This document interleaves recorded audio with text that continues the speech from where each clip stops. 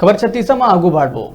सारंगढ़ क्षेत्र के रायगढ़ रोड में स्थित देसी विदेशी मदरा दुकान में चोरी के सिलसिला थमे के नाव नहीं लेवत है।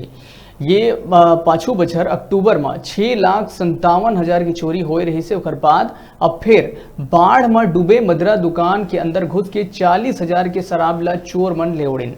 सुरक्षा गार्ड के बार बार मना करे के बाद ले गुस्सा होके उखर जम के धुलाई घलो कर दिन। फिर होई सही से कि चोरी करैया व्यक्ति के वीडियो बन गई। वीडियो में कहत है कि वीडियो ला वायरल करबे तो बियर के सीसी में फेंक के मार दो। एक जानकारी सुरक्षा गार्ड दूरभाष के माध्यम ले आबकारी विभाग के जो अधिकारी रही सोलह दहीस, फिर आबकारी विभाग के अधिकारी द्वारा सारंगगढ़ थाना में शिकायत करी गई। एक आरोपी पुलिस के पकड़ में आ गए है, जिकर ले पूछताछ जारी है।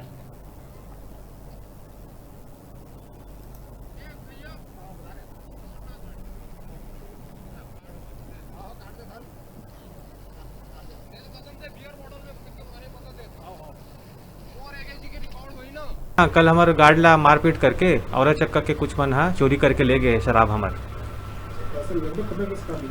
35-40 हो ही। एक आरोपी ला गिरफ्त में ले है अभी पुलिस मन।